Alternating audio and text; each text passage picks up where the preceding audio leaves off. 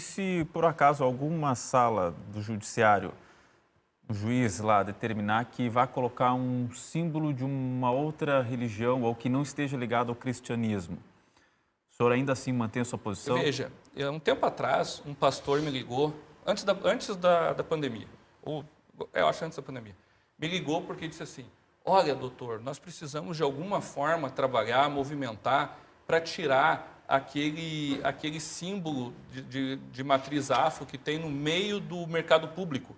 Que ali no mercado público, no chão... Isso aqui em Porto Alegre? Aqui em Porto Alegre. Tem uma polêmica recente em Pelotas, o Bará. né? É o Bará. Isso ali tem O pastor lhe procurou? Isso, faz tempo já, Tá. faz uns 5 anos. Né? Eu disse, não, aquele Bará, aquele símbolo, ele é representativo. E nós, em Porto Alegre, somos a cidade que mais tem terreiros no Brasil. Então, aquilo representa a nossa cultura porto-alegrense. E a sua religião qual é, professor? Eu sou batista. Tá. E aquele símbolo deve ficar ali. Até, quem sabe, um dia, daqui a 300 anos, porque cultura demora para ser consolidada, mude e aí, naturalmente, as pessoas retirem aquele símbolo dali. Então, o símbolo representa o Brasil profundo, representa o que nós somos. Assim como o crucifixo, assim como o Bará lá no mercado público. Tá, mas o senhor falou o Bará no mercado público. E o Bará, ou uma imagem de algum outro santo, né, numa sala do judiciário? Eu não sei se é representativo, do seu ponto de vista nacional, do seu ponto de vista que caberia, por exemplo, no Supremo. Ou no Poder Judiciário, por exemplo, sei lá, do Estado de São Paulo. Eu não sei se as pessoas, se os próprios juízes teriam essa vontade. Agora, de repente, no estado da Bahia... Porto Alegre, que é uma cidade talvez com uma cultura... Porto Alegre. Só que Porto Alegre é só Porto Alegre, não é o estado. Sim, por agora na Bahia, porque nós estamos falando no estado, né? Na Bahia, ele é toda a Bahia. Então, eu não vejo problema nenhum. Agora, o que eu acho que é complicado, é como alguém disse ali nos comentários, então nós temos que ter 10 símbolos na sala do STF. Isso. Não tem que ter. Aquele crucifixo não está ali porque tem que estar ali. Não é obrigatório, não é impositivo. Ele está ali porque as pessoas querem, mas não porque tem, não porque o Estado está impondo. Não, nós temos que pôr o crucifixo aqui.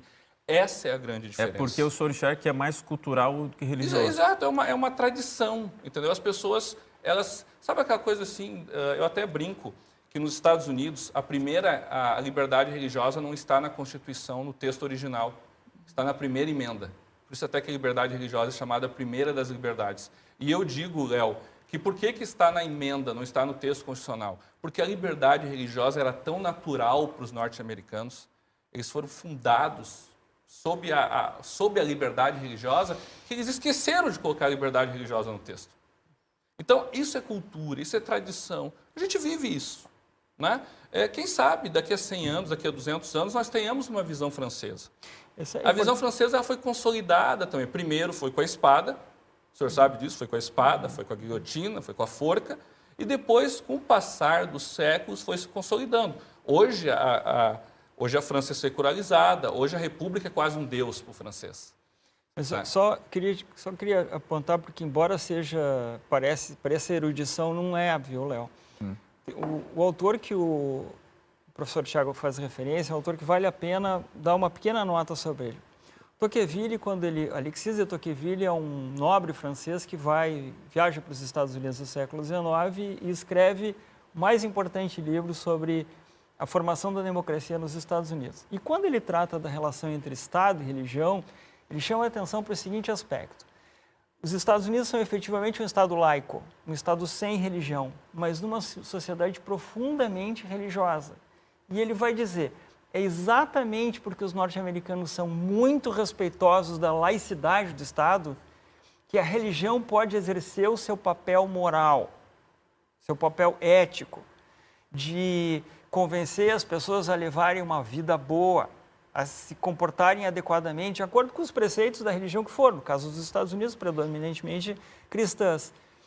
E essa relação, ele vai afirmar que é o que dá saúde à vida religiosa. A laicidade dos Estados Unidos do século XIX é o que dá saúde à religião nos Estados Unidos. E ele lamentava que a França caminhasse para o sentido oposto, de desvalorização da igreja, da religião. Mas nos Estados Unidos, hoje a gente está vendo o problema do sentido oposto, da tentativa de captura do Estado, captura do poder legislativo da Suprema Corte por correntes religiosas que procuram usar as decisões de Estado, como, por exemplo, leis, decisões judiciais, para impor decisões cujo fundamento é religioso. Então, se eu tomo uma decisão, eu impeço brasileiras de abortar, porque eu considero moralmente inaceitável o aborto, eu estou usando um argumento que é um argumento que todo mundo pode aceitar, mesmo aqueles que não professam religião alguma ou que professam qualquer religião. Mas se eu afirmo que nenhuma brasileira pode abortar, porque na Bíblia, de acordo com a interpretação de uma determinada corrente religiosa, está proibido o aborto, de acordo com a interpretação de uma determinada corrente religiosa, eu estou impondo ao conjunto da sociedade brasileira uma determinada crença religiosa. E essa confusão é evidente, como eu disse desde o início. Se eu isolo a questão do símbolo religioso do debate como um todo, parece ser inofensivo, uma vez que nós estamos há mais de um século com república sem termos tirado os sinais religiosos dos nossos prédios públicos. Mas se eu insiro a questão do debate sobre os sinais religiosos, os símbolos religiosos nos prédios públicos, no debate mais amplo, num contexto, num momento, Tiago, que, a meu ver, nós estamos retrocedendo sem ganho nenhum para a religião. Porque quando uma determinada religião chega no poder, o risco de uso desse poder contra as demais religiões é o mesmo. Mas é claro, a religião não precisa dos símbolos, isso eu concordo contigo. Quem precisa dos símbolos são a sociedade. Somos nós que precisamos dos símbolos. A religião, ela prescinde disso. O cristianismo está muito forte, obrigado, na China.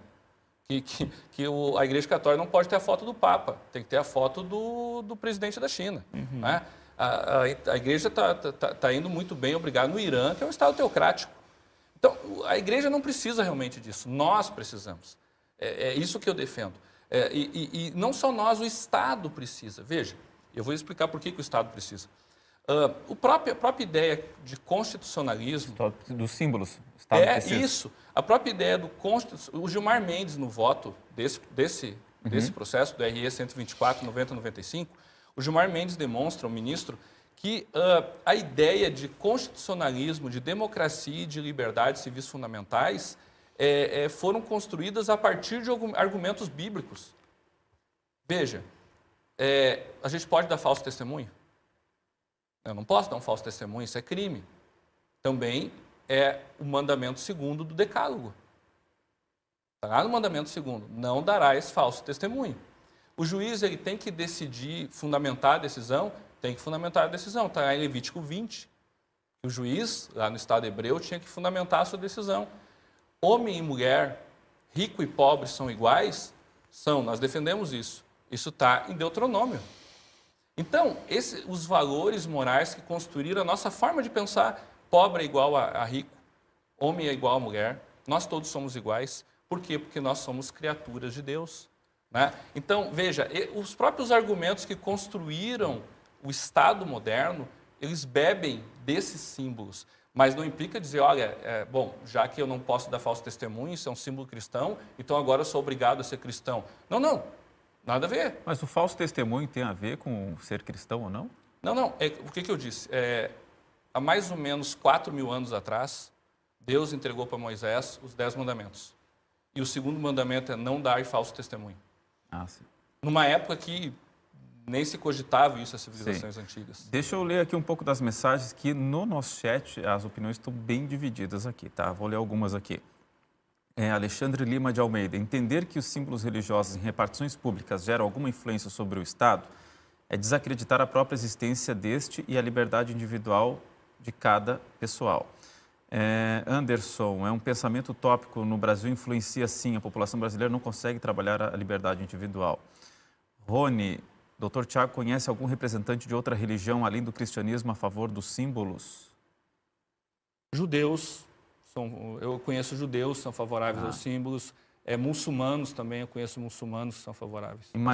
Aos símbolos, a cruz no sinal, a cruz como símbolo nas repartições. Ou algum outro símbolo? Olha, eu já participei de debate e muçulmano, sim. Eu conheço muçulmano que entende que no Brasil a cultura é cristã. A mesma coisa se a gente for num país muçulmano, vai ter o hijab como símbolo.